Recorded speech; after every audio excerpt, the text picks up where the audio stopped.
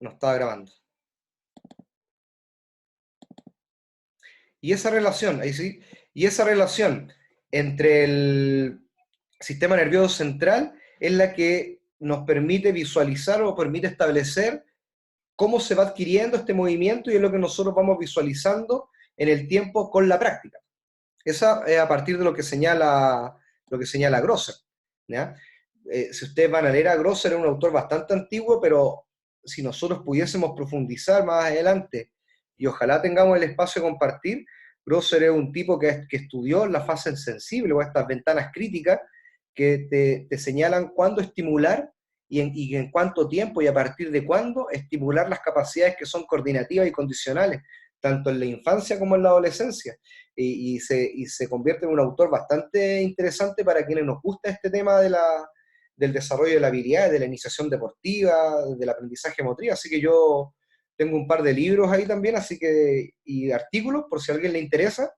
Así que yo un autor sumamente interesante porque, insisto, establece marcos de acción en cuándo estimular una capacidad, cuándo estimular, por ejemplo, la fuerza, qué tipo de fuerza estimular y a partir de cuándo. Y eso constituye esta fase sensible. Ya McGill nos dice que evidentemente también está la lógica del aprendizaje es un cambio y además también establece que hay una mejora que es relativamente permanente. O sea, ¿por qué hablamos de relativamente permanente? Porque ya nos vamos a dar cuenta de que hay una serie de elementos asociados al aprendizaje que van a establecer la duración del tiempo y cómo el sujeto va a poder recurrir a ese programa motriz para volver a repetir esa situación. Y ahí, por ejemplo, la memoria como elemento constituyente tanto del aprendizaje como del comportamiento y del control motriz es fundamental. E inclusive los tres tipos de memoria con los cuales nosotros los seres humanos trabajamos y recurrimos para el aprendizaje. Y por tanto también insiste acá en la lógica de que el rendimiento como producto de la práctica. Y por tanto, la práctica, la experiencia, y en cuanto usted tenga la posibilidad de otorgar instancias de variabilidad al sujeto, se hace fundamental para que el aprendizaje sea permanente y no relativamente permanente. ¿Cómo vamos hasta ahí? ¿Bien? Sí, profe, una consulta acá. Dígame, Pancho.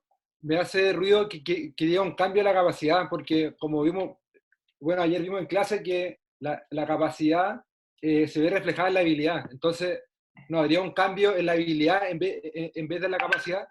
Sí, yo concuerdo contigo, pero también vamos a ver más adelante de que el aprendizaje involucra también, cuando hablamos de producto de la práctica, también hay una mejora de la capacidad que tiene el sujeto. Porque si yo necesito repetir una habilidad durante harto tiempo, necesito tener una capacidad también. Y por tanto, lo que nos está diciendo este autor es que para aprender también deben estar vinculados al desarrollo de las capacidades, tanto condicionantes y coordinativas, lo que él define como capacidades motrices, más las habilidades, ¿ya? Por eso integra este concepto también, Ah, vale, vale, gracias. ¿ya? Porque entiende, este sujeto, este autor entiende que para que haya un cambio y que sea permanente y estable, deberían estar no solamente involucrada el desarrollo de la habilidad y la coordinación entre el sistema nervioso central y los aspectos coordinativos. Y además, cuando hablamos de aspectos coordinativos, ya entendemos de que la coordinación es una capacidad, las capacidades coordinativas y capacidades condicionantes, por tanto, agrega este elemento al aprendizaje. ¿Ya? ¿Pancho? No, vale, gracias. Y ustedes a medida que vayan dándole lectura, muchachos, al tema del aprendizaje motriz, se van a dar cuenta de que tenemos dos grandes acepciones con respecto al aprendizaje. Una es el producto, es decir, yo me doy cuenta de que el sujeto aprende cuando entró en una conducta A y finalizó en una conducta B, es decir, el resultado. Y observo solo eso. Y por tanto, este elemento implica una mayor automatización. Y por tanto, el proceso, cuando miramos el aprendizaje desde el proceso, ya entra una mirada, y acá yo diría que entra un concepto más interesante, que yo lo he señalado en otra oportunidad durante esta presentación, que tiene que ver con el control motriz. El control motriz o el control motor es el que se refiere principalmente a los procesos del sistema nervioso central para generar un movimiento y para el aprendizaje de un movimiento. Y por tanto también en este elemento entra con mayor énfasis lo que es la experiencia, el tipo de experiencia y el tipo de la práctica para producir esos cambios.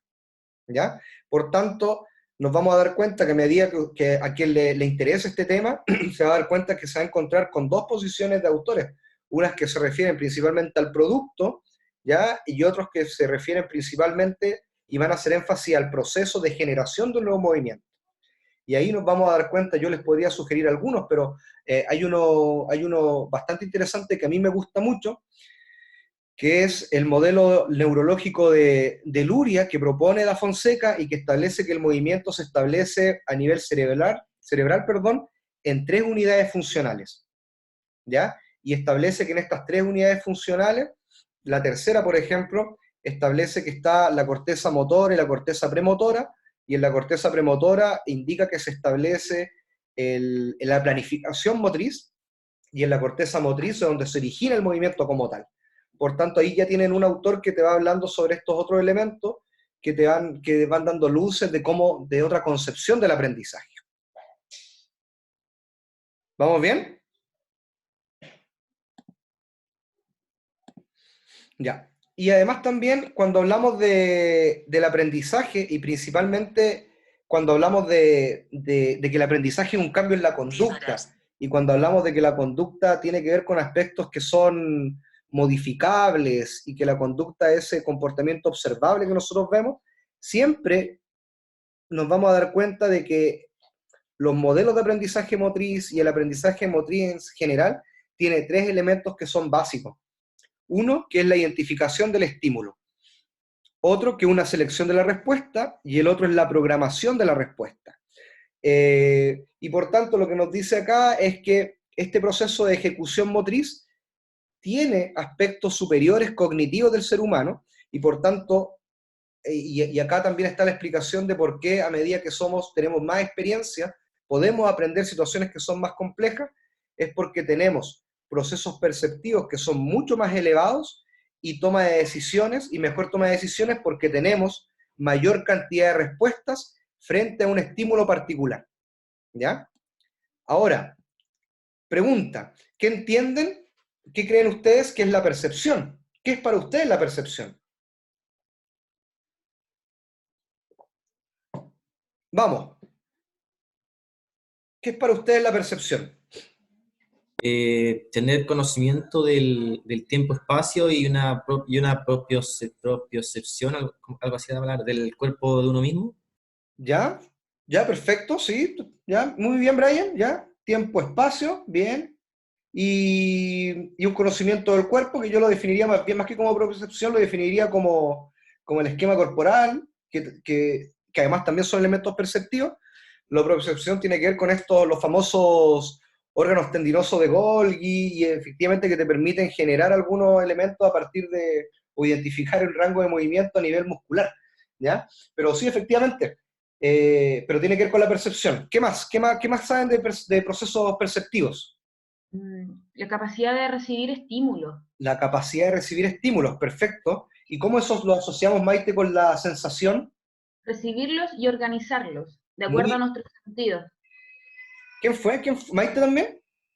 Sí, es que lo vi en psicología eso. Sí, muy bien, Maite. Y efectivamente, esos elementos son esenciales. Y cuando hablamos de percepción, tiene que ver en cómo yo interpreto la sensación, el estímulo. Por eso también el aprendizaje es tan disímil entre cada uno de nosotros, porque además también, como decía Brian, cada uno de nosotros vamos a percibir de manera distinta el tiempo, el espacio, y vamos a organizar nuestro propio cuerpo en función de ese estímulo. Por ejemplo, imagínense ustedes cuando un arquero sale a cortar un centro y sale a destiempo.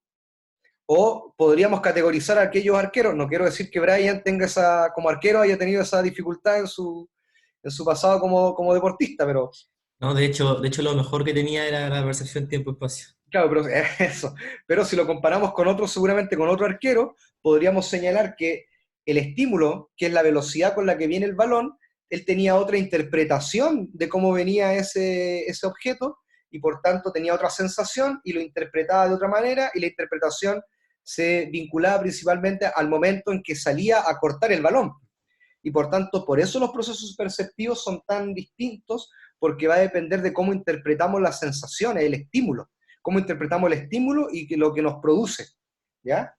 Y por eso estos procesos perceptivos son tan interesantes y están tan vinculados al aprendizaje motriz.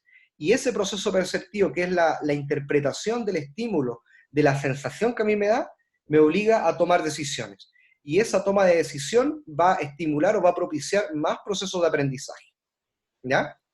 Ahora, si hablamos de un proceso de aprendizaje que implica la identificación de un estímulo, la selección de una respuesta y la programación de una respuesta, hay un ejemplo que es bastante interesante acá, que es ir a tomar un lápiz o un vaso de una mesa. ¿Ya? Por ejemplo, el estímulo sería el vaso en la mesa, usted lo identifica, pum, y lo quiere ir a tomar, a levantar. ¿Cuál sería la selección de la respuesta? Sería primero estirar el brazo o dar un paso para estar más cerca, y luego estirar el brazo, la mano, los dedos y todo el tema para levantar el vaso. Esa es la selección de las múltiples respuestas que tiene este ejemplo. Pero luego a nivel interno, ya les señalaba yo anteriormente que a nivel se programa la respuesta en estas dos áreas de planificación, que es la corteza premotriz o el área 6 y la corteza motora o el área 4, donde el sujeto puede ya establecer dónde están los programas motrices para poder ejecutar las respuestas que seleccionó anteriormente y efectivamente tomar esa decisión que ya había levantado, que ya había surgido a propósito del estímulo que se encontraba. Y por tanto, esos tres elementos en cualquier manifestación deportiva o de aprendizaje de habilidades se ponen en juego. Por ejemplo, en el fútbol, empatear un balón, Aileen. ¿Cómo usted podría ejemplificar cada una de estas etapas? Puede ser empatear un balón, encabecear o en cualquier momento o habilidad del fútbol. El estímulo sería el balón. ¿Ya? ¿Bajo qué situación? Un penal. ¿Ya? Una Perfecto. patada. Golpe ¿Ya? de patada. La selección de la respuesta, la extensión de la pierna y el paso que se da para golpear el balón. Perfecto. Y la programación de la respuesta, eso no lo escuché, pero yo creo que puede ser cuando ya se impacta el balón. Claro, y en la programación de la respuesta tiene que ver con las múltiples formas o los múltiples programas motrices que usted ya tiene organizado a nivel de sistema nervioso central para seleccionar la mejor respuesta. Usted le podría pegar rasante a la esquina, le puede pegar arriba y cruzado, le puede pegar al medio, al centro, y esos son programas motrices que ya están trazados a nivel de sistema nervioso central. Y por eso esa programación de respuesta me obliga luego a tomar una decisión. ¿Ya? Hace el salto a la toma de decisión, ¿ya? Y por tanto, ¿qué es lo más interesante del aprendizaje motriz? Que a pesar de la complejidad de respuestas, hay una serie de procesos que se dan en milisegundos que me invitan o que me dicen, uy, pateé un balón, pero detrás de eso hay una serie de elementos y de cambios que se van dando de manera interna y que son producto de la práctica y de la experiencia, ¿ya? Pasan a ser respuesta automática ya en un momento. Eso es, y por eso también hablábamos de que anteriormente en la definición del aprendizaje hay una respuesta que es automatizada a partir de la práctica constante y además también de las experiencias que son previas. Y eso para todos los deportes, para toda la adquisición de las habilidades. O sea, Maite hace un rato señalaba el derecho. Usted decía, ¿cómo me dijo? El top speed. También, que es un movimiento, yo no sé cuál es ese movimiento, pero me imagino que también debe ser complejo a partir de muchos estímulos. Imagínense ustedes, Incluso, ahora Aileen señaló única y exclusivamente una situación motriz que no implicaba mayor incertidumbre más allá de la oposición que puede hacer el arquero, que en un penal el arquero no puede salir a cortar, nada, tiene que mantenerse reglamentariamente en un espacio. Pero imagínense esa misma situación, la cantidad de respuestas que tiene un jugador de fútbol, la cantidad de programas motrices asociados que tiene y la cantidad de estímulos que hay al momento de estar en un 1 contra 1 o en un 1 contra 2. Imagínense los deportes de colaboración y oposición, pues el balón, bueno, Pancho lo sabe, en el balonmano, en el fútbol, en el tenis de mesa, si bien un deporte de oposición, el estímulo también te cambia porque hay el tema del implemento, la pelota, que corre a distintas velocidades, a distintas alturas y por tanto lo hace mucho más complejo. ¿Ya? Por eso el tema del aprendizaje motriz es tan interesante porque también establece qué tan competente es el sujeto motrizmente. Cuando tienes una única posibilidad de respuesta es porque no sabes o no tuviste la experiencia suficiente para poder percibir un estímulo y para poder responder a ese estímulo. La falta de interpretación del estímulo acá es fundamental cuando tienes muy pocas respuestas ante un mismo estímulo o ante estímulos distintos. ¿Ya? ¿Cómo vamos ahí? ¿Bien o no? Tamara, ¿cómo va? No puede hablar Tamara, tiene el PC malo, así que está conectado al teléfono, me dijo. Ya, Que le avisara. perfecto. Perfecto. Vamos a ver ahora entonces cuáles son aquellas características del proceso de aprendizaje. Cualquier semejanza con la imagen del monito es mera coincidencia, ¿eh? Así que Sam ahí por la barba no se sienta identificado. Ya. Ahora, algunas características del sujeto que aprende.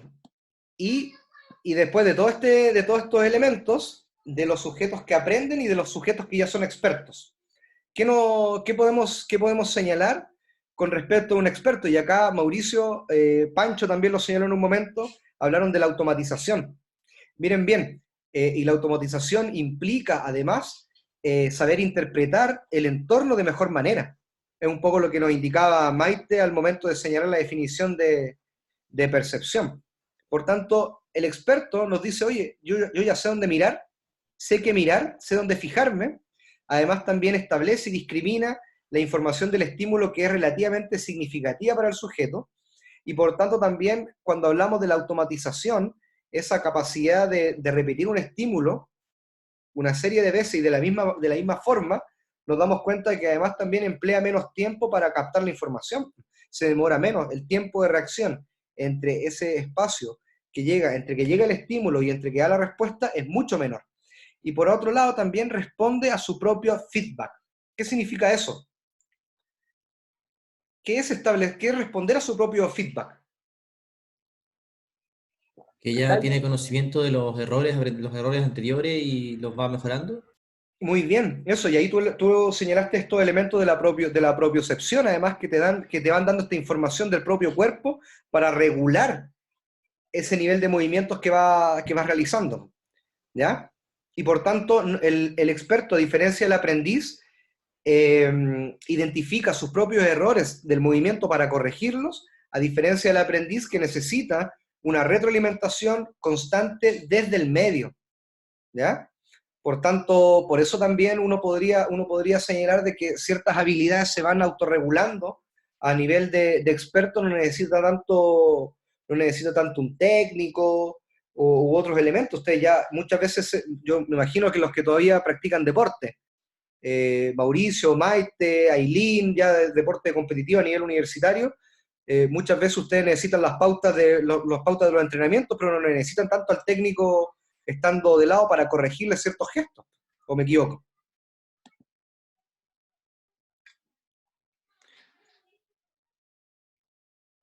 Me equivoqué, parece. Porque evidentemente los gestos técnicos ya están adquiridos. ¿Maite? No quiero generalizar, pero yo creo que sí. O sea, no estoy diciendo que nunca lo necesite, pero sí depende del deporte, porque ¿Ya? no sé, hay ciertas pelotas que tiene que tirarme el entrenador, me tiene que dar en el cierto ángulo para trabajar cierto esquema, entonces depende del deporte. Voy a hablar del mío, entre comillas, no es para generalizar.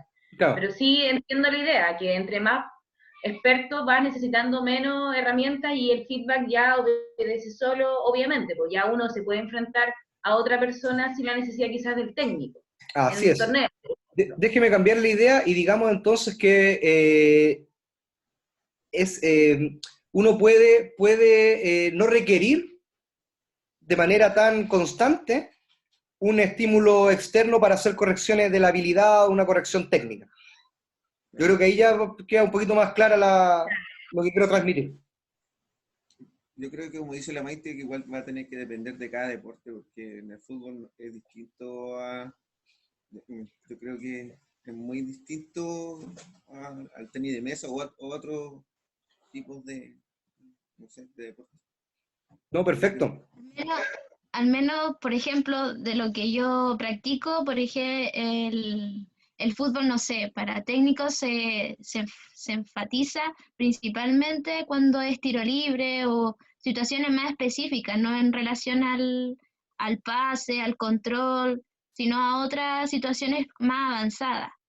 A eso sería como más el enfoque de la técnica en relación al fútbol. Claro, perfecto, pero el experto ya puede autorregular ciertos elementos. Claro, eso sí. Perfecto, y por tanto, si se dan cuenta, la principal diferencia acá tiene que ver con los tiempos también, y acá hay otro elemento que es bastante interesante, que es la atención. Ya vamos a ver más adelante que la atención, esa capacidad de focalizar en un estímulo determinado o unas ciertas propiedades del estímulo, es un concepto relevante para el aprendizaje, también es componente del aprendizaje, ¿ya? Y por tanto, el aprendiz, a diferencia del experto, bueno, ya tiene algunos elementos que son una carga emocional distinta porque hay mayor inseguridad. Y esa inseguridad desde el aprendizaje, lo que nos señala también es de que tiene mayores dificultades para centrar el estímulo o para centrar en cuáles son aquellos elementos significativos del estímulo para poder aprender. Al tener mayor inseguridad, por tanto, centra la atención o recarga la atención de un movimiento en aspectos que no son tan relevantes también. Por tanto, además dice también, ojo, piensa demasiado, y eso significa que ocupa mayor tiempo para la respuesta. Y esto ustedes se dan cuenta, sobre todo cuando un niño, ya lo vieron ya, pero cuando un sujeto o un niño empieza a recibir un balón, estamos hablando de un niño de 3 años, 4 años, de partida no busca el balón con las manos, sino que el balón llega hacia el cuerpo. Y lo primero que hace el niño es esto. Pum. Generalmente en los primeros intentos no toma el balón. Y ahí tiene una dificultad de percepción. Y Brian señalaba hace un rato dos elementos esenciales, el tiempo y el espacio. Cómo define esas nociones externas no están desarrolladas.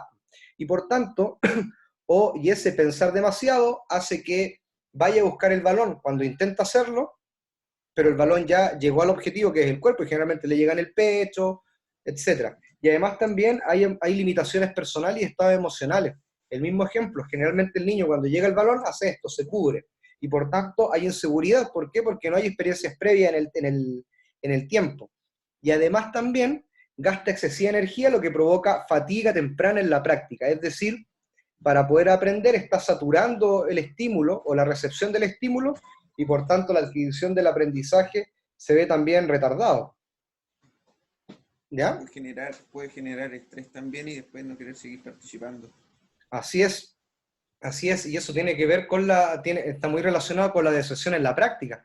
Por eso el aprendizaje motriz es tan importante. Vamos a ver cuando hablemos sobre la enseñanza de las habilidades, que uno de los principios básicos es una variabilidad de tareas, ya lo hemos hablado harto, pero también es el tiempo de estimulación en una tarea en particular. Mientras menos experiencias tenga el sujeto, menos estimulación en la práctica, ¿ya? Generalmente uno lo que tiende a hacer es que mientras menos experiencia tenga, lo sobrecargamos para que aprenda un poco más rápido. Y esto tiene que ver también con las concepciones que cada uno de nosotros tiene sobre la iniciación deportiva. ¿Ya? Y la iniciación deportiva está ultra vinculada con el aprendizaje motriz. ¿Ya? ¿Alguna duda con respecto a esto? Perdón. Estoy viendo el chat. Okay. Después ya les voy a mandar el programa para el mapa conceptual. ¿Dudas con esto? ¿Vamos bien? ¿Ya? Eso. Otra cosa. ¿Quién es? No, dale nomás. De nuevo, por favor, dale. Profe, en relación a esto que estamos viendo, que tiene que ver con el experto, el aprendiz, el aprendizaje motor, ¿cierto? Que todos los ejemplos que usted ha dado tienen directa relación con la adquisición de una habilidad motora, pero para los predeportes o deportes, ¿cierto? ¿Sí? Existe, y me imagino que eso va de la mano con los autores que usted ha planteado, que ellos se basan más que nada en la mejora de la adquisición de la habilidad para recibir un balón, para golpear el balón.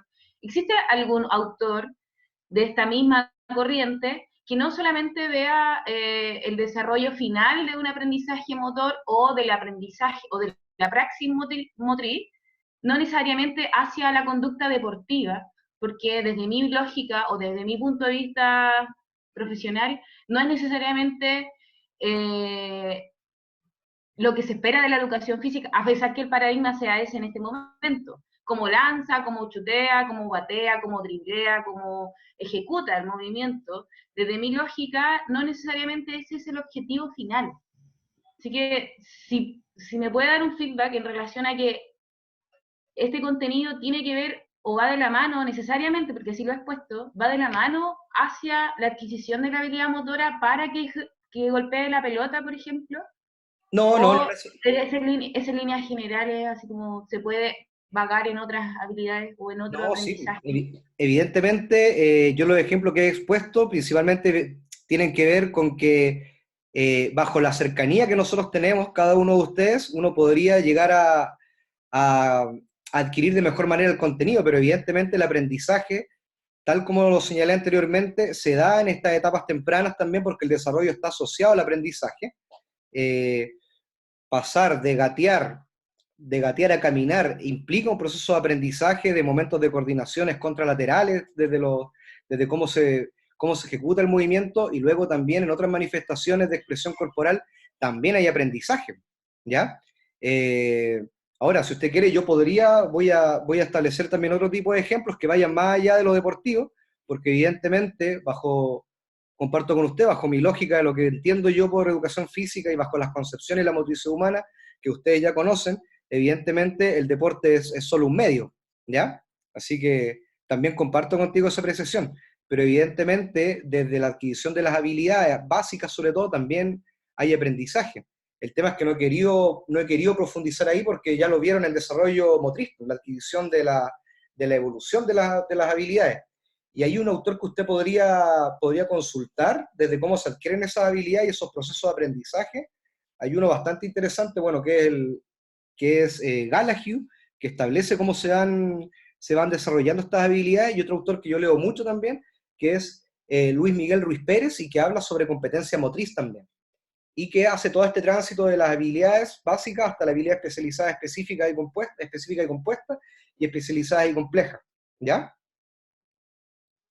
¿Maite? Sí, pero, sí, no, sí, le entiendo la idea, pero no es como que para que cambie el ejemplo, sino que me quiero enfocar en la pregunta es, este desarrollo motor o este aprendizaje motor o motriz, como se quiera mencionar, ¿tiene algo más allá que la performance en líneas generales? ¿Tiene, entre comillas, voy a meter aquí la palabra habilidad para la vida, por ejemplo, la coordinación, está más relacionado con el desarrollo del sistema nervioso de edad temprana, lo que permite, no sé, la grafía desde otro ángulo, o permite el desarrollo de la escritura, o permite la coordinación a la hora de aprender los primeros pasos? A eso quiero llegar.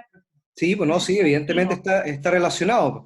Pero cuando hablamos de, por ejemplo, en lo que usted señala de la grafía, ya es posicionarse bajo un paradigma que es la psicomotricidad, ¿ya? Y ahí, por ejemplo, al menos es un paradigma en el cual yo creo que se escapa un poco de mi concepción de educación física, ¿ya? Porque evidentemente cuando hablamos de esos elementos entiendo que el sujeto aprende para un elemento que es funcional, y que se entiende también de que el ser sujeto tiene una mirada más dualista ahí.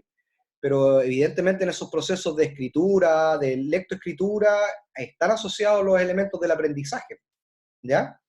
Ahora, sí lo vamos a ir viendo durante este proceso en las fases marcadas y los elementos que constituyen. Ahí yo creo que cada uno va a poder orientar esos elementos a las necesidades que tiene cada uno con respecto a la temática que va a plantear en su proyecto de grado, o lo puede ir reorientando con respecto a los elementos que puede ir revisando desde desde su área de expertise, sus áreas de interés. ¿Ya? Sí, Pero, sí, pero no quiero alargarme con la pregunta, no, pero sí con la duda. y disculpen a mis compañeros que No, por obviamente favor. quieren seguir avanzando, pero para hacerlo más básico, ¿para qué sirve el aprendizaje motor? Ah, ya, bueno, hubiésemos partido por esa pregunta. ¿Ya? ¿Y lo quiere ver para la vida o lo quiere ver más funcionalmente con respecto a su proyecto de grado? No, profe, me gustaría saber su concepción. Ah, ya, perfecto. Mira, creo que bajo mi perspectiva, el aprendizaje motriz es fundamental, no solamente para el diseño de ciertas habilidades deportivas u otros elementos, sino que el aprendizaje motriz también te permite primero entender cuáles son esos procesos que usted debe estimular cuando espera que un sujeto aprenda. ¿Y por qué? Porque a la larga, ya si nos vamos de otra mirada, la concepción de la escuela en su contexto como comunidad, y la escuela ha surgido así, la escuela me refiero como institución de educación, es que el sujeto aprenda, pero aprenda de manera contextualizada y de manera pertinente. Y entiendo yo que el rol de nosotros como profesor de educación física y profesores en general es que los sujetos puedan aprender y que nosotros optimicemos las oportunidades de aprendizaje para todos los sujetos. Ahora, el aprendizaje bajo nuestro saber disciplinar como profesor de educación física tiene esta particularidad y el medio que es el movimiento. Y por tanto, el que nosotros aprendamos ciertos elementos de por qué aprende el sujeto y cómo aprende el sujeto, insisto, tal como lo señalé al inicio de la clase, se hace fundamental para que ustedes puedan elaborar propuestas que consideren ciertos elementos para que efectivamente el sujeto cambie una conducta. Cuando hablamos de un estilo de vida saludable, también el estilo de vida saludable implica una modificación en la conducta, y esa modificación en la conducta implica también aprendizaje. Por tanto, van a haber una serie de estímulos, van a haber una serie de programas que se organizan y de formas de percibir ese estímulo que van a hacer que el sujeto pueda aprender algo que usted espera que aprenda. ¿Me expliqué bien? Sí, gracias. ¿Ya? Sigamos. Y por tanto, también cuando hablamos de este aprendizaje, hablamos de que acá la idea es que en el tiempo podamos cambiar la concepción que tenemos de actividades a tareas motrices. Y cuando hablamos de estas tareas motrices, me refiero principalmente a esa estimulación que implica tener un objetivo motriz y ciertas condiciones motrices. Y por tanto, cuando hablamos de estos elementos de tareas motrices, me refiero principalmente a que hay algunos elementos que son perceptivos y cognitivos, y cuando hablamos de elementos cognitivos, hablamos de la memoria a corto, largo y a largo plazo. Hablamos también de procesos de comunicación, de evaluación de la propia persona con respecto a lo que aprende y de cómo nosotros también vamos estableciendo ese aprendizaje activo en el sujeto.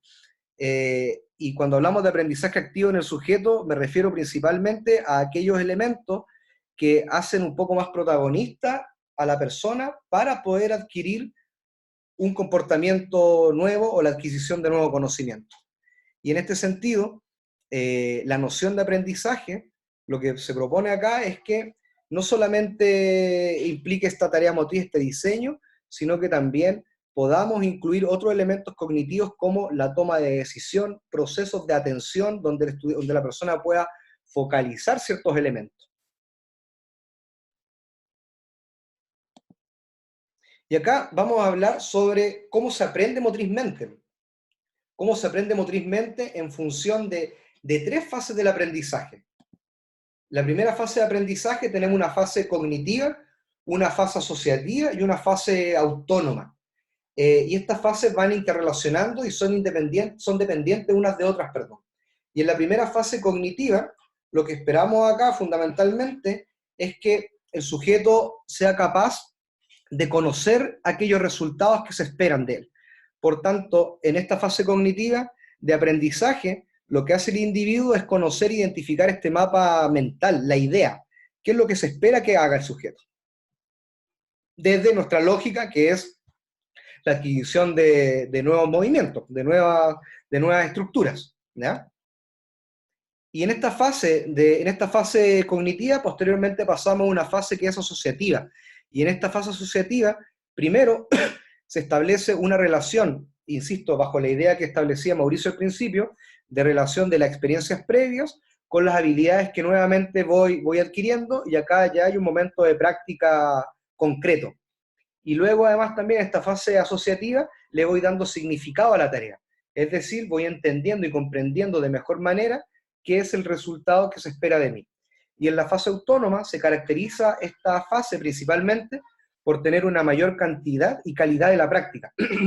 Cuando me refiero a cantidad, nos referimos a una mayor estimulación del sujeto, con variabilidad de práctica, y a una calidad de la práctica, me refiero a que sea una práctica pertinente al objetivo de la tarea y por tanto a lo que yo espero que aprenda el sujeto. Vamos a ver ahora, de manera detallada, cada una de estas fases. En esta fase cognitiva de aprendizaje, que es la fase inicial, la fase número 1, establece además que en este primer momento el sujeto que aprende recibe la información inicial y tal como mencionaba anteriormente, se establece un mapa mental de lo que sugiere la persona que aprende, que quiere aprender, y por tanto en esta fase de comunicación para captar lo que se quiere aprender es fundamental.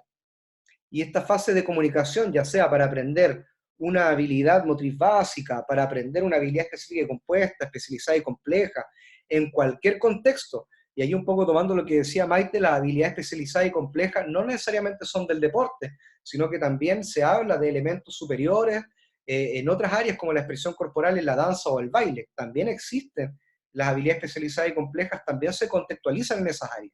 Y por tanto, independiente del contexto en el cual el sujeto va a aprender, se espera que exista una claridad suficiente para que el aprendiz capte la idea que se quiere señalar. Y por tanto, en esta primera fase, se señala que el sujeto debe hacer énfasis y colocar y focalizar la atención en aquellos elementos que efectivamente van a propiciar el aprendizaje. Y por tanto, esos entornos de aprendizaje deben ser facilitadores, deben ser progresivos y disminuyendo, como dice ahí, esa cantidad de información que van a hacer que en algún momento el estudiante o la persona que aprende se pueda llegar a confundir y se haga una mala imagen mental de lo que se espera o del movimiento que se espera que el sujeto aprenda. ¿Ya? Por tanto, esta primera fase de comunicación, de entrega de información, es fundamental. Luego pasamos, tal como señalaba, a esta fase asociativa o intermedia de información. Y por tanto, esta construcción del mapa y la realización práctica es fundamental porque dice ahí, delimitada por el tiempo que transcurre entre que se construye el mapa cognitivo, esa idea mental de lo que se espera que aprenda, ese esquema mental, y una realización prácticamente sin errores de la habilidad.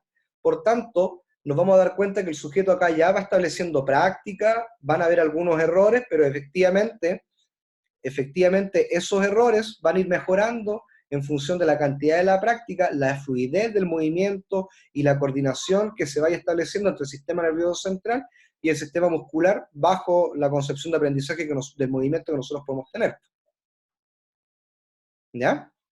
Y luego pasamos a una tercera fase, autónomo final, donde ya habíamos hablado de que hay un desempeño estabilizado de aprendizaje. ¿Qué significa eso? Que cuando hablamos de un aprendizaje estable o un desempeño estable es que, independiente del contexto, de las condiciones, del tiempo, del espacio, el sujeto va a poder establecer una respuesta similar, independiente de estas variables que acabo de mencionar anteriormente. Y esa estabilidad desencadena que efectivamente hay menos posibilidades de que el movimiento se vea alterado. Y por tanto, la cadena de movimientos o este proceso de movimientos que van haciendo, esta cadena de movimientos se va haciendo mucho más organizada. ¿Ya? Si se dan cuenta, y si nosotros, por eso también, bajo mi perspectiva, el aprendizaje motriz es súper interesante y uno podría considerar que cobra relevancia en contexto de niños y jóvenes en situación de discapacidad. Si ustedes se dan cuenta, las apraxias, cuando hablamos de niños en situación de discapacidad, ellos presentan apraxias, que es esta desorganización motriz. Y por tanto, en ese contexto, cuando uno trabaja con niños y jóvenes en situación de discapacidad, el aprendizaje cobra relevancia porque te permite encadenar un movimiento, una cadena de movimiento, para que el niño luego se pueda mover de manera un poco más fluida.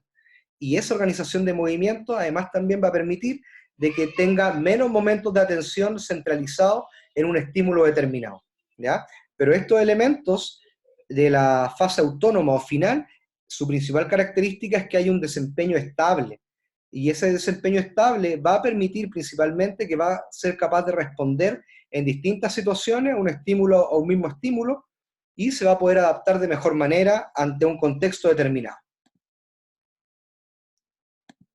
¿Dudas, preguntas hasta ahí? ¿Vamos bien? Y en resumen, estos conceptos claves del aprendizaje están vinculados al cambio. Vamos a encontrar también de que hay un resultado, hay práctica, son cambios estables y permanentes, eso es lo que esperamos cuando hay aprendizaje. Cuando hablamos de conducta motora o conducta motriz, nos referimos principalmente a que efectivamente va a haber un momento en el que el sujeto va a demostrar el aprendizaje en estos cambios observables que nosotros podemos visualizar en el sujeto. Y además también entendemos de que si bien nosotros vemos el resultado, el aprendizaje también se determina en el proceso. Y efectivamente hay una situación de cambio. ¿Ya? Todo eso en función de estos conceptos que son relevantes. Lo que hemos hecho ahora principalmente es ver aquellos conceptos que están vinculados al aprendizaje motriz. ¿Dudas, preguntas, consultas ahí? Hasta ahora. Por favor, profesor, los quiero escuchar. A ver si tienen alguna...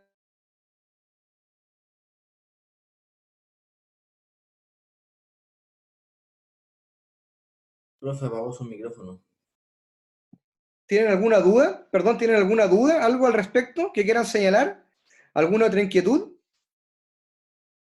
No, yo no tengo dudas, profe. Pero en líneas generales, lo que a mí me queda como la praxis motriz es la capacidad que podemos tener un profesor de educación física de percibir también el movimiento y de identificar una conducta, una praxis no sé si inadecuada, porque no existe la praxis inadecuada, quizás que no se espera, ¿cierto?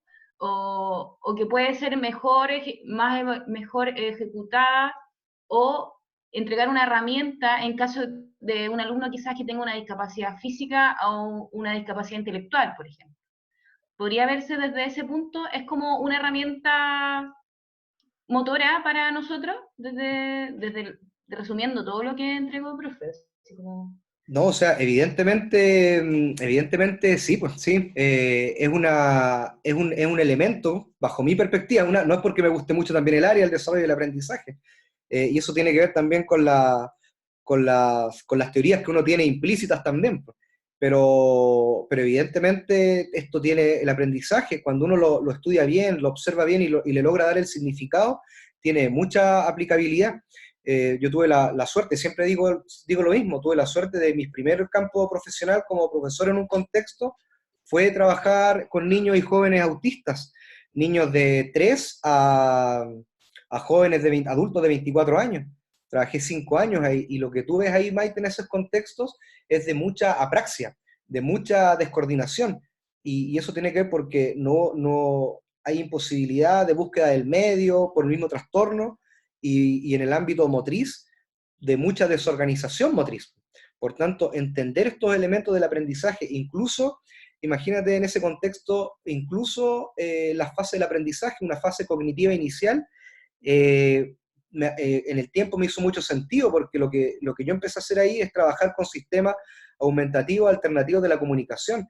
Es decir, como había incapacidad para comunicarse, lo que establecía eran estas imágenes. Y en esa imagen yo traducía un poco lo que yo esperaba que ellos hicieran para que se crearan levemente esta imagen del movimiento que yo quería que ellos realizaran. Y luego en una fase ya más asociativa, me permitió también un movimiento tan básico como saltar a pies juntos, tratar de desglosarlo en fases tan simples para que él pudiese saltar a pies juntos con una fase completa que ustedes ya conocieron en la etapa en la clase anterior con la profesora Jacqueline, con todas las fases del movimiento a pies juntos. Por tanto, comparto contigo que estos elementos del aprendizaje motriz para nosotros como profesionales son sumamente interesantes y son sumamente pertinentes conocerlos, porque te va a permitir encontrar al máximo tus herramientas pedagógicas para poder enseñar algo en nuestro contexto que es el movimiento. Cómo reorganizarlo, cómo entregar las oportunidades para que el niño pueda aprender a la larga. ¿Ya? Y te lo estoy señalando solo en ese contexto. Imagínate en otros contextos lo importante que puede ser tener las bases básicas o las bases esenciales para propiciar el aprendizaje, porque a la larga también como profesores esa es nuestra misión, nuestra labor, que el sujeto aprenda. ¿Ya? Y por eso más adelante nos vamos a dar cuenta de que la tarea motriz, independiente del contexto, está muy vinculada al aprendizaje, porque la tarea motriz, más allá de la actividad, generalmente tendemos a confundir tarea y actividad. La tarea motriz es ese elemento que utilizamos los profesores para prescribir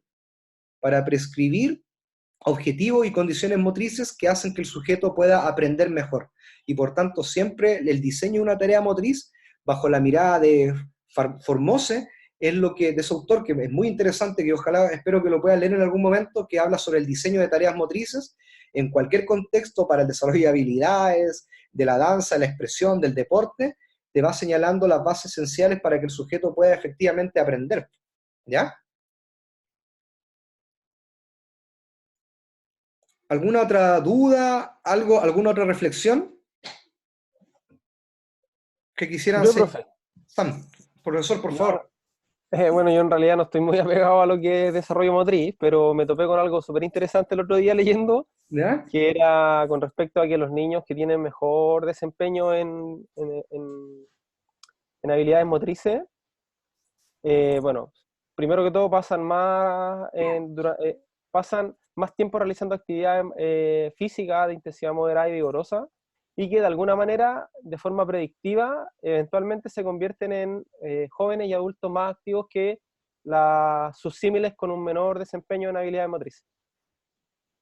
Súper interesante, Sam, porque además te has dado cuenta que hoy en día la literatura también, o los investigadores, sobre todo de tu área, en algunos casos han estado mutando a este lado también desde la infancia y la adolescencia para ver, por ejemplo, para medir, por ejemplo, el nivel de actividad física que propone un juego de oposición, y por tanto, evidentemente, el diseño de un juego de oposición y colaboración que cumpla ciertas condiciones para el aprendizaje, pero además también que hoy en día contemple otras variables para el tema del nivel de actividad física y el tiempo de actividad física con respecto a prescribirlo luego para jóvenes sedentarios, establece mucha relación.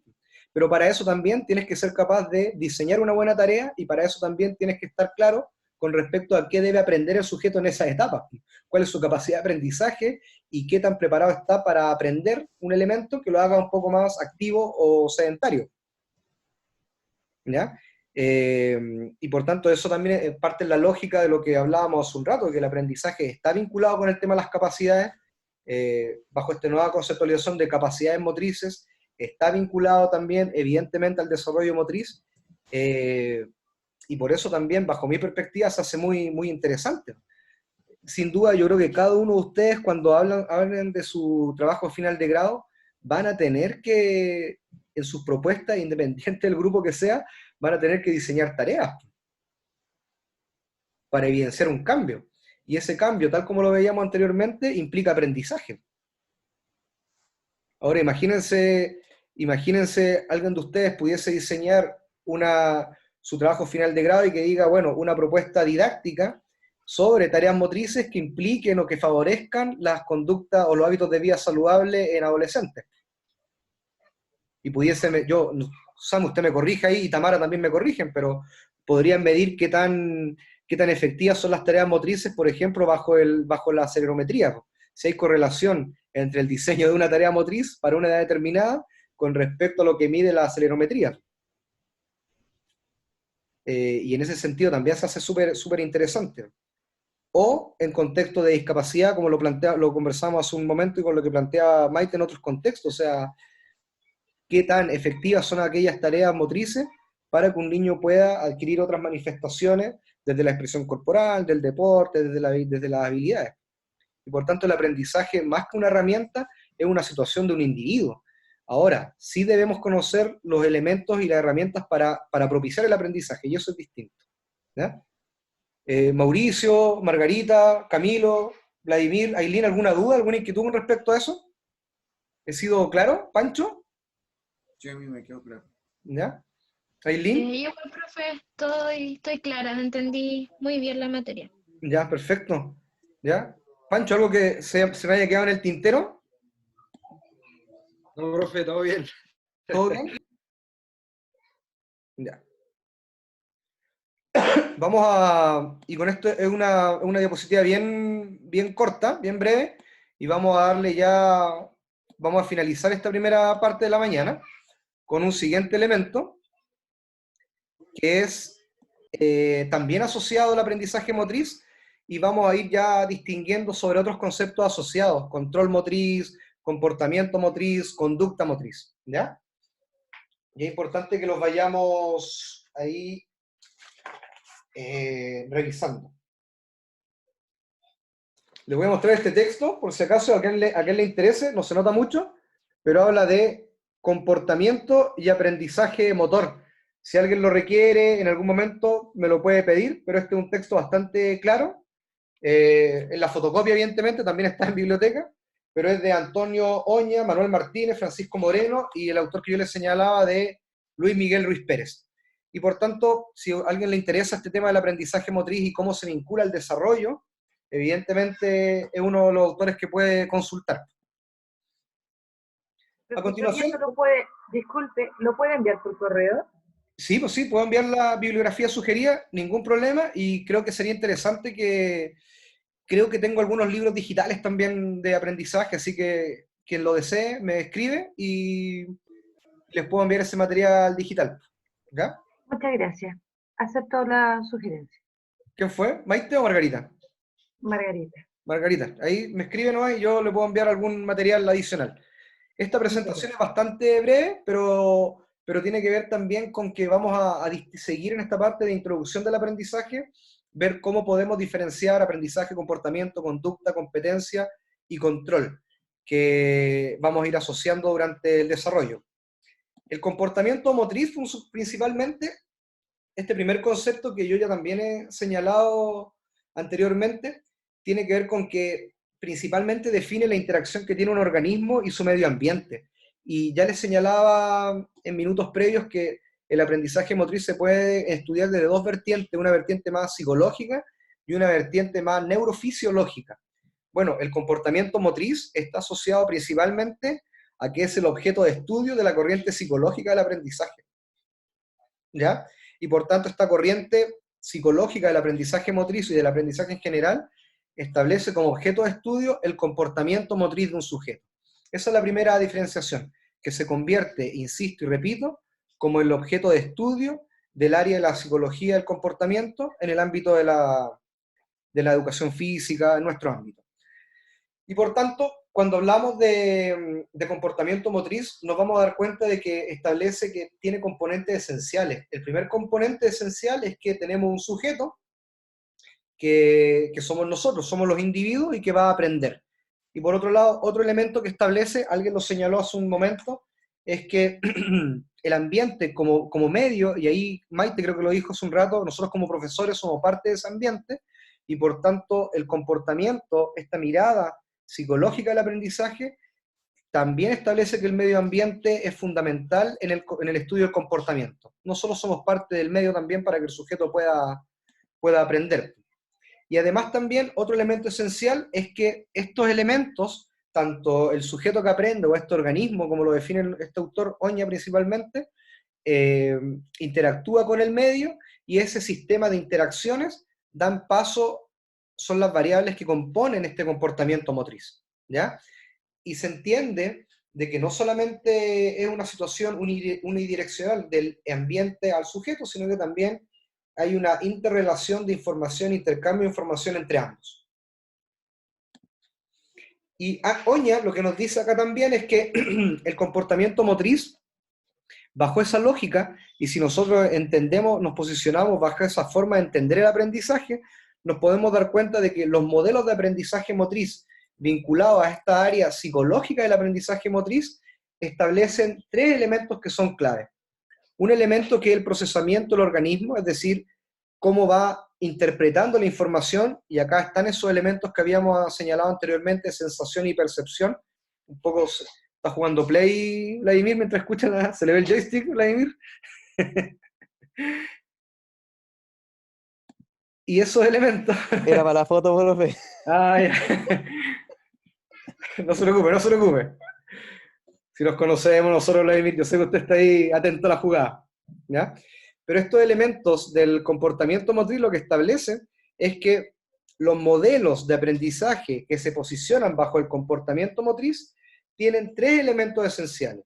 Un elemento que es el input, es decir, la entrada de un estímulo inicial, el organismo y cómo procesa la información en el organismo, y para eso este comportamiento motriz te dice, bueno, para procesar la información necesito las sensaciones, la percepción, la memoria, programar. Además necesito de la activación, ese componente emotivo, y ahí un poco alguien señaló el concepto de la motivación. Bueno, ¿qué tan importante es la motivación para poder motivar, valga la redundancia, el aprendizaje? Y los otros elementos, la atención. Todos esos elementos me van a permitir procesar la información.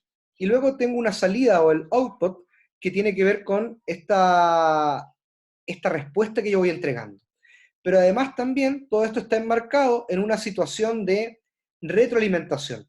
Por tanto, los modelos de aprendizaje que podemos ir revisando, que tienen distintas vertientes, por ejemplo, el modelo de Martiniuk del aprendizaje, establecen estos elementos en común, que hay una entrada de información, hay un procesamiento de información que lo procesa el organismo, la persona que aprende en este caso, y luego la salida, que es la respuesta.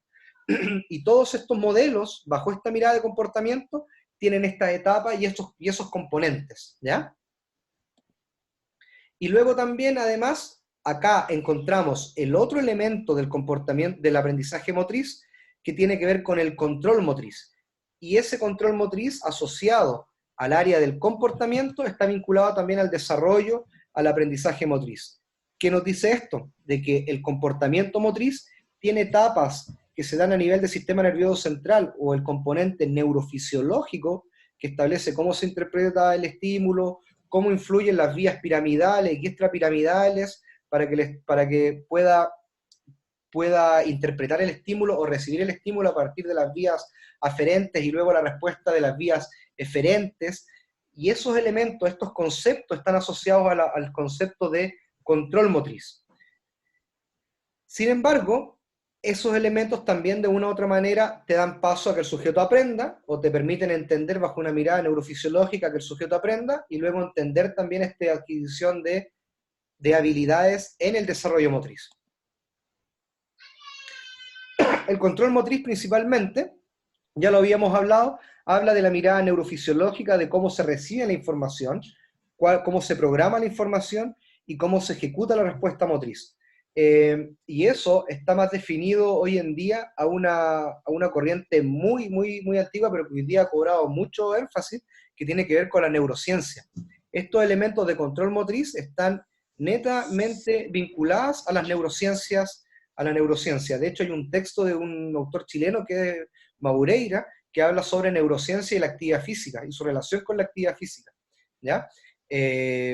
Yo tengo el libro digital, por tanto, si alguien lo quiere leer y se le interesa leer a la neurociencia, me lo puede pedir, también lo puedo facilitar, pero es otra mirada. ¿Y qué nos dice este tema del control motriz? Nos dice que hay elementos de sensación, de recepción de la información.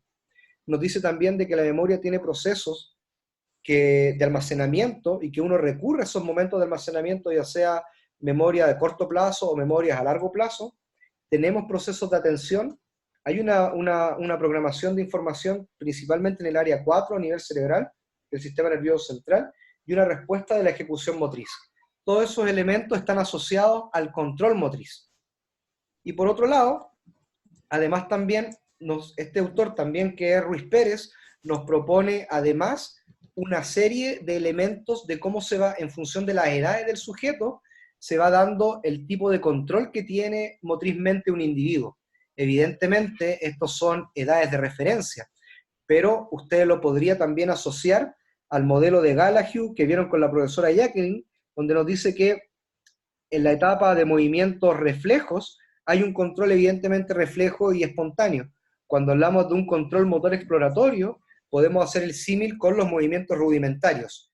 Ya hablamos de control motor regulado cuando empezamos a hablar de ese control, de esa motricidad, o el desarrollo de esa motricidad que es voluntaria, consciente, y principalmente de la primera etapa de las habilidades motrices básicas, desde que adquiere la marcha hasta que corre, hasta que se desplaza, con algunos rasgos maduros, como por ejemplo el tema de cuando Gallagher dice que entre los 7 y los 8 años se adquiere la carrera madura, ¿ya? Principalmente, o no solamente la carrera, sino que otras habilidades motrices básicas. Por tanto, este cuadro usted lo podría transponer con el modelo de Gallagher, y ahí podríamos establecer también de manera muy pertinente cómo se adquieren las habilidades motrices, cómo se adquiere el movimiento, y luego también cómo este se va controlando y se va regulando, además. Y establece estos elementos que son más de referencia, que son las edades. Yo al menos no comparto mucho el tema de establecer edades en la adquisición de un movimiento, principalmente porque al nivel de experiencia y el tipo de experiencia que nosotros recibamos en el aprendizaje va a determinar mucho la adquisición de una habilidad u otra en cualquier contexto. ¿Ya? Y el último concepto asociado que un poco al aprendizaje tiene que ver con la conducta motriz. Y cuando hablamos de conducta motriz, principalmente nos referimos a esa individualidad de la persona, a ese sello personal que tiene la persona al momento de moverse, y que tiene que ver principalmente con esa carga emotiva. Y acá estas acciones motrices se vinculan principalmente a que cada uno de nosotros tiene un distinto nivel de conducta en función de la carga emotiva que le requiere el estímulo que entregamos. Y esa carga emotiva luego también está vinculada a la motivación. Por tanto, la conducta motriz en sí es única y exclusiva de un individuo en particular. Por tanto, frente a un estímulo, como, no sé, imagínense frente a una música en particular, cuando te dicen, bueno, muévete libremente por el tapete, cuando nos tocaban las clases de rítmico expresivo o de expresión en cualquier casa formativa, evidentemente cada uno evidenciaba ahí el tipo de conducta motriz en particular, pues. Porque a partir de las experiencias, de las particularidades que tenga cada uno, evidentemente hay matices que son distintos y diferenciadores de cada individuo, ¿ya? Y eso no solamente en el ámbito, y se da, y se ejecuta, y se da en cualquier contexto, ya sea de deporte, de expresión corporal, en la vida diaria. Cada uno tiene una individualidad, un sello personal que le implica moverse ante un estímulo de manera determinada. Y esa es la conducta motriz, ¿ya? Y por tanto, cuando hablamos de conducta motriz, es un poco lo que señalaba Maite hace un rato, el tema de la integralidad de la persona. Está muy vinculada a la idea que tenemos de motricidad humana, este ser integral, unicista, este modelo de hombre unicista que propone principalmente Manuel Sergio, cuando te dice que, ojo, que efectivamente el moverse implica otros elementos como los aspectos afectivos, sociales, emocionales, cognitivos, y esos elementos van haciendo y determinan que un sujeto se pueda mover de una manera en particular, en un contexto determinado. Por tanto, evidentemente, cuando ya vemos y visualizamos la conducta, es decir, ese comportamiento, esa conducta observable que vemos en el campo, nos podemos explicar que ante un mismo estímulo, cada uno de nosotros puede responder de manera distinta, y es porque nuestra conducta motriz se está evidenciando en ese contexto. ¿Ya? Y ahí están las diferencias entre comportamiento, control, aprendizaje, conducta, pero en sí, todos estos elementos traen consigo que el sujeto pueda aprender. Y ese proceso de aprendizaje es el que nos va a permitir a nosotros, como profesores de educación física, establecer cuál es el nivel de estimulación y qué tipo de estímulos son los propicios para que un sujeto pueda aprender en particular. Y por tanto, cuando hablamos de competencia motriz, principalmente nos referimos a qué tan capacitado está el sujeto para resolver una problemática en particular. Y aquí ya Ford, Romás y Font nos dicen que la competencia motriz está vinculado, al desarrollo de la motricidad, evidentemente, porque mientras más experiencia motriz tenga el sujeto, más problemáticas puede resolver. Hay una integración de la corporeidad, evidentemente también, entendiendo la corporeidad como esa concepción de cuerpo que tenemos sobre la comunicación, de comunicar aspectos sociales, afectivos que tiene el cuerpo como tal, y luego también la creatividad motriz, que implica además también modificar o adaptarse e incluso levantar desde la propia persona nuevas situaciones desde el componente motriz para resolver o responder a un estímulo en particular. Y por tanto, lo que nos hace más competente motrizmente unos de otros es ver cómo conjugan todos estos elementos y cómo lo ponemos a disposición en función del objeto que tengamos para el aprendizaje. Y por tanto, la competencia motriz entra en juego y mucho el repertorio motriz, el bagaje motriz que cada uno de nosotros tengamos. Bajo esta lógica, mientras más experiencias motrices tenga un individuo, mientras más práctica tenga, mientras más variabilidad de la práctica en cualquier contexto, más eficiente va a ser y por tanto va a ser mucho más competente. Va a poder resolver más problemas motrices y va a poder estar enfrentado de mejor manera a una situación en particular. ¿Ya? Y acá hablábamos un poco, Pancho, de la relación un poco entre las capacidades, que hablábamos inicialmente cuando hiciste tu consulta, y señalábamos principalmente que la capacidad motriz, esta interrelación que tenemos entre las capacidades coordinativas condicionales y las habilidades motrices básicas. Y por tanto, mientras este componente motriz, esta relación, sea mucho mejor, más competente va a ser el sujeto. Cuando hablamos de esta interrelación positiva, es que evidentemente el tiempo de práctica, la duración de la práctica, el tipo de estímulo, esté vinculado al tipo de habilidad que nosotros esperamos que el sujeto aprenda. ¿Ya? Y por eso también, Pancho, ahí bajo la definición de aprendizaje, Magil entregaba estas indicaciones sobre el tema de la capacidad. ¿Por qué hablábamos de que la capacidad mejore también? ¿Ya? Y tiene que ver con este tema de la competencia motriz y cómo el concepto de competencia motriz engloba y agrupa estos otros elementos. El ser competente motrizmente no solamente está vinculado al desarrollo de una habilidad, sino que también a cómo se interrelacionan las capacidades condicionales y coordinativas. ¿Ya? Esos son conceptos que debemos un poco vincular y debemos tener también claridad.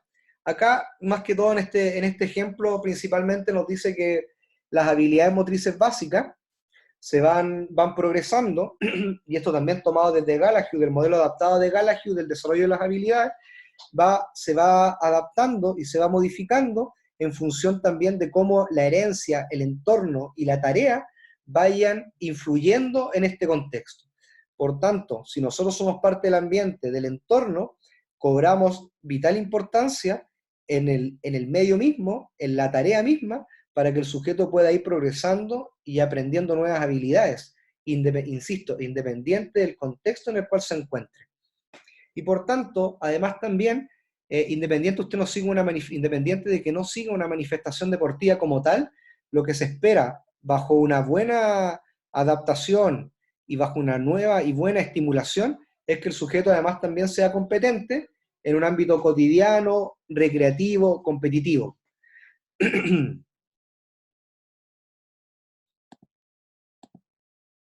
Y principalmente estos elementos nos van a permitir a nosotros comprender de manera general de que el aprendizaje, si bien es un cambio en la conducta, el aprendizaje también, mientras más posibilidades de aprendizaje tenga, y si las posibilidades de aprendizaje son buenas, la persona se puede hacer mucho más competente motrizmente, puede resolver más y mejores y de mejor manera un problema, y además también la conducta motriz que tenga va a ser mucho más pertinente al objeto o al objetivo de la tarea que usted propone que el sujeto pueda resolver. Eso como forma de introducción a la temática de aprendizaje motriz. Durante la tarde lo que vamos a ver es un poco sobre cómo es la estimulación del aprendizaje motriz en función del concepto de diseño de tareas motrices, las condiciones de la tarea, y luego vamos a ver cómo se cómo se aprenden y cómo evolucionan las habilidades en función del aprendizaje. Y con esos elementos, ustedes pueden llevar adelante, primero, los requerimientos de esta parte de la asignatura, y luego también yo esperaría que los consideren en algún momento de su desempeño profesional, para cualquiera sea el medio, ya se desempeñen en el ámbito universitario, como algunos de ustedes se desempeñen en el ámbito escolar, en el ámbito deportivo, en el ámbito de la rehabilitación. Evidentemente, muchachos, profesores y profesoras, el aprendizaje se hace fundamental. Pero eso no se los tengo que decir yo, sino que me imagino, cada uno y uno de ustedes le tiene que tomar el sentido a lo largo que van implementando estos elementos. ¿Ya? ¿Tienen alguna duda, alguna reflexión, alguna inquietud, algo que no haya quedado claro en esta primera etapa? Por favor, las quiero escuchar. Quisiera saber como su apreciación Dale, Guille. respecto de todo como desarrollo matriz que habló, respecto a cómo está armado curricularmente los planes y programas.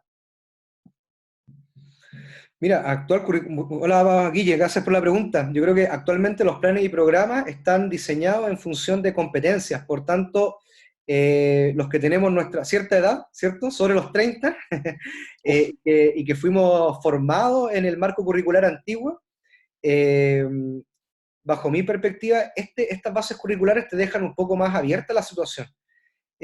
Yo sí que agregaría al marco curricular, agregaría ciertas orientaciones didácticas que te permitan y apunten al desarrollo de ciertas habilidades o ciertos componentes de la motricidad para que se estimule y se propicie de mejor manera el aprendizaje. Ahora, ¿cuál es la crítica si yo veo desde una mirada general el currículum nacional? Si ustedes revisan las bases curriculares de educación parvularia y las bases curriculares de primero a sexto básico, y luego de sexto y después de séptimo a octavo, y luego las de cuarto año de enseñanza media, tercero y cuarto, hay muy poca relación, sobre todo el salto que se establece entre las bases curriculares de educación parvularia y primero básico. Y principalmente porque al hacer el análisis de las bases curriculares, uno podría decir que ese diseño está basado bajo dos paradigmas. Primero, tiene elementos de un paradigma de la psicomotricidad y luego un paradigma de la motricidad, y por tanto lo que se hizo ahí fueron combinando contenidos, cuando uno podría entender de que deberían tener carriles distintos. Y evidentemente, yo ahí lo que no comparto mucho también es que la educación inicial evidentemente te escolariza, y te escolariza tempranamente. Por tanto, ahí viene mi primera crítica, que deberíamos apuntar un poquito más a un desarrollo más amplio, y teniendo claridad, bajo mi perspectiva, sobre el desarrollo motriz y el aprendizaje, evidentemente te permite los primeros ciclos iniciales de enseñanza principalmente, tener mayor claridad con lo que se espera enseñar y cómo se debe enseñar, o al menos, al menos que todos tengamos un discurso único con respecto a cómo hacer la enseñanza, ¿ya? Entonces, yo creo que además también con respecto al diseño de las bases curriculares, como no establece contenidos mínimos obligatorios, y sí establece estos objetivos de aprendizaje en términos de competencia, una de las ventajas que tiene es que te deja a la libertad del contexto lo que tú puedes enseñar para lograr el objetivo. Sin embargo, cómo lo enseñemos, ahí para mí entender implica la primera complejidad. Porque no todos, a partir de todas las diferencias y la gran cantidad de casas de estudio, en esta encuesta corta que hicimos al principio, no todos tuvimos la misma formación en desarrollo y aprendizaje. Y muchas veces la tuvimos, y me incluyo en el pregrado, la tuvimos muy, muy superficialmente. Entonces eso también hace un poco más complejo. ¿Ya? No sé si respondí tu pregunta, Guille. Sí. Y en relación a lo mismo, ¿por qué cree que existe esa diferencia en lo que es en los jardines y después en la educación básica? ¿Por qué cree que hay una mirada en uno y otra mirada en otro? ¿Y por qué no se ha unificado eso? Principalmente yo creo, Guille, es que quienes diseñan estos dispositivos, que en educación se habla de dispositivos, cualquier marco de la parábola de enseñanza, bases curriculares, no necesariamente tienden a ser expertos. Yo no sé quiénes fueron ahí, quiénes desde la... Imagínate que en las bases curriculares de educación parvularia hay un eje, un núcleo que es de corporalidad y movimiento, ¿ya? Y por tanto no sabemos también quién desde la disciplina nuestra, como profesor de educación física, pudo aportar a eso, ¿ya? En las bases curriculares, yo si bien creo ahí hubo en el tema del diseño, evidentemente las bases curriculares luchan con otros elementos de la política, que son los perfiles de las casas formadoras de la escuela. Cada escuela de educación física tiene perfiles de egresos distintos, apuntan a competencias distintas. En el año 2012 surgen los estándares de formación inicial docente, que estableció evidentemente hay un piso mínimo de aprendizaje, pero eso a partir del 2012. Yo me formé, empecé mi formación profesional en el 2004, o sea que fuera de eso, a partir del 2012, 2013, recién estos estándares de formación de una u otra manera vienen a regular la formación inicial docente para que todos podamos aprender de distintas formas, de una manera al menos con pisos comunes. Entonces, yo creo que la diversidad también de una u otra manera ha atentado un poquito, en el tiempo atentó un poco. Y además también tiene que ver con las concepciones que cada uno tenga también de la educación física. Hoy en día, si yo les pregunto a ustedes, ¿cuál es la principal problemática que tiene nuestro país? Obesidad, sobrepeso, tiene que ver con... Sobrepeso y obesidad. Sí, El presidente. eso es. Y Aparte. además, y si ustedes se dan cuenta, a partir del año 2012 la asignatura pasó a ser educación física y salud. Y por tanto, hoy en día hay elementos del contenido que están, del contenido de educación física que presionan el aprendizaje de una u otra manera. Este magíster se llama en actividad física para la salud, ¿no? Porque también es muy contingente con lo que está pasando en el medio. Ahora, si después en el tiempo, a nivel nacional e internacional, cambia la problemática, a mí no me cabe duda que también va a cambiar la educación física. Antes, en la época del 90, si vamos a analizar, y esto ya más tema didáctico, pero si vamos a analizar el marco curricular, estaba puesto en el deporte, por la condición física, del rendimiento, porque había también una concepción de cuerpo distinta, un modelo biomédico que nos determinaba. Por tanto, ahí respondiendo un poco la reflexión que hacía Maite durante la mañana, evidentemente esa concepción de aprendizaje a lo mejor también viene marcada, o a la que yo expuse en primer lugar, para ser más preciso, viene marcada también por la formación que uno trae. ¿Estáis? De que en un primer momento uno viene marcado por una educación física en Chile determinada por la condición física, pero apuntando al rendimiento y apuntada también a la adquisición de las habilidades del deporte. Hoy en día los que se han formado en nuestro nuevo contexto nacional, tanto la educación física infantil y los distintos ciclos de enseñanza están apuntando a otros niveles están respondiendo a otras problemáticas, como por ejemplo el tema de la actividad física para la salud. Y todos esos elementos van haciendo presión en las formas que nosotros tendemos de entender el desarrollo y entender el aprendizaje. Imagínense ustedes que en la UPLA, nuestros amigos que son profesores que ustedes van a tener a la profesora, bueno, ustedes ya la tuvieron, para la profesora Joana Soto, les habló seguramente del proyecto PREFIT, que es la medición de la condición física en niños de 3 a 5 años. Hay algunos autores que podrían decir que eso es impensado, ¿no? Y la educación física, en ese sentido, para otros sujetos que tienen otra concepción, sobre todo en las etapas iniciales, también puede llegar a ser una aberración. ¿Te das cuenta? Entonces hay muchos elementos que van ahí confluyendo en este elemento y eso lamentablemente se va traduciendo en el currículum nacional. ¿No? No sé, Guillermo, si respondí a tu pregunta. Sí, profe, sí, gracias. ¿Alguien más tiene alguna inquietud? ¿Alguna reflexión? ¿Algo que quisiera compartir durante esta primera parte? ¿Críticas? Profe, ¿Maite? profe, yo saqué mi video porque como que se agranda la pantalla y me da un poco de plancha. No, no se preocupe. Como reflexión, yo aprendo sobre la reflexión, como que eso es algo que he ido conociendo de mí, pero Perfecto. lo aprendí muy vieja, o sea, grande, ¿ya? No vamos a usar ese término.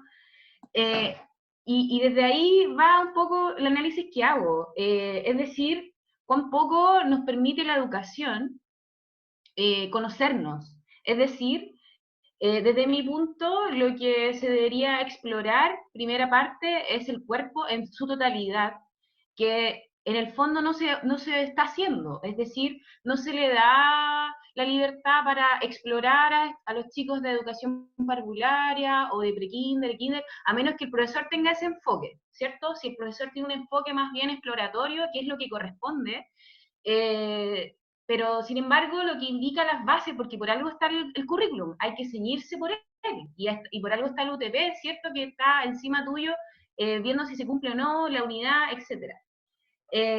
Pero lo que sí creo es que en ese explorar del cuerpo y de aprender de los ritmos, aprender de los movimientos, y también de la mano con el aprender de tu ser, y es algo que a mí particularmente me ha llenado de este magíster. O sea, como que estoy viendo el vaso más lleno que vacío, porque aquí en el magíster comprendí la subjetividad humana. Y bajo ese contexto cambié un poco mi paradigma. Y es decir, que creo que el hombre, categorizando al ser humano, ¿cierto? Usándolo como hombre, debe explorarse, conocerse, pero también explorar el ser, es decir, la psiquis, así como qué me gusta. Y a eso voy, por eso partí con que lo aprendí, mi forma de aprendizaje es reflexionando, compartiendo opinión. Lo aprendí muy, muy grande, y puede ser que este aprendizaje quizás si lo hubiese adquirido antes, hubiese sido quizás otra Maite la que está hablando ahora. Y para resumir, creo que hay cosas que nuestro sistema, y nuestro sistema tampoco lo puedo culpar al Ministerio de Educación, sino que es un sistema globalizado, ¿ya?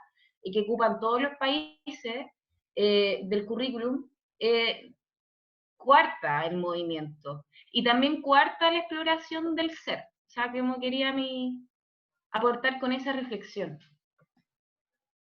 No, pucha, Maite, qué quiere que le diga? Pues me parece muy interesante su reflexión, porque a la larga lo que usted nos ha dicho en este pequeño espacio de tiempo es una declaración de principios con respecto a la concepción que tiene usted de educación física.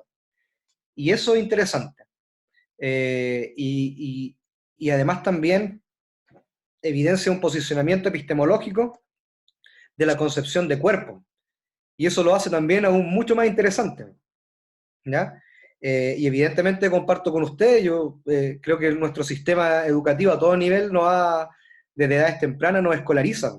No sé, yo tengo un hijo que ahí está, debe estar hinchando ahí, gritando al lado, pero tiene 3 años, 8 meses, y imagínate que en la semana tuve que ir a buscar guías igual que en el colegio, eh, para que hiciera trabajo en clase, y evidentemente eso te habla de una escolarización, pues.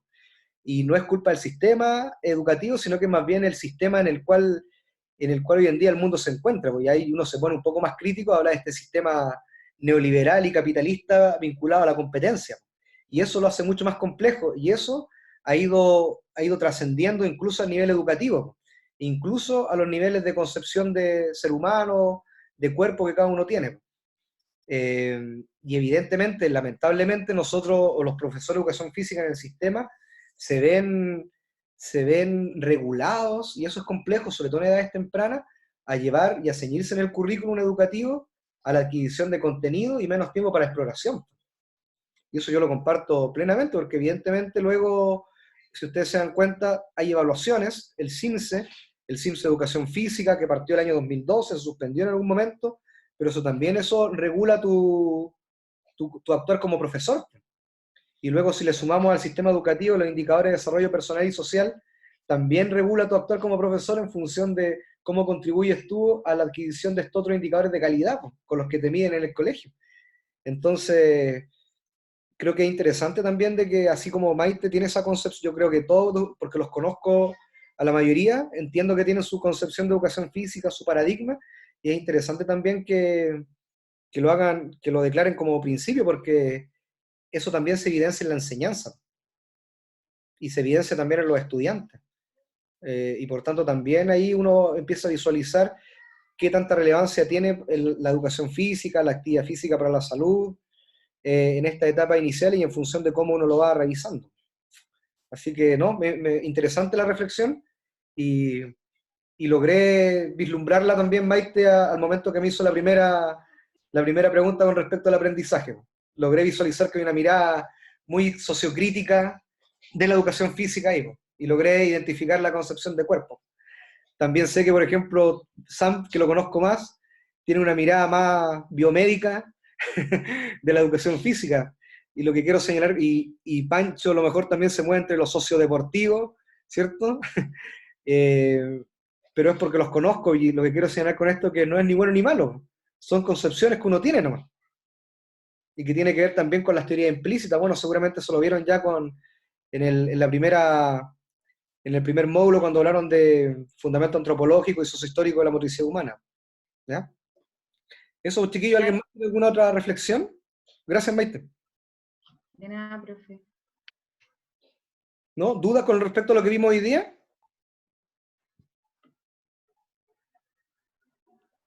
Ya, profesores. Entonces, para la tarde nos juntamos a las 2:30. Vamos a hablar sobre enseñanza de habilidades y vamos a hablar sobre el diseño de tareas, que está muy vinculado al aprendizaje motriz. Y de ahí, bueno, si alguien ya está visualizando su trabajo final de grado y tiene interés en conocer o cómo podría incluir esta temática en el diseño de su proyecto, no tengo ningún problema en cómo yo lo podría orientar o entregar algunas percepciones de cómo se podría vincular eso. ¿Ya? Muchas gracias por la atención, chiquillos. Les voy a mandar ahora el documento al correo para que lo tengan, pero ya estoy claro que la entrega del trabajo es para el 10 de abril. Así que eso, que tengan una buena mañana y nos volvemos a reunir a las 2:30. ¿Ya? Profe, nos vemos, gracias. No, gracias a Chao, ustedes. profesor, gracias. Profe, nos vemos después. Chao, profe, nos vemos. Chao, profe.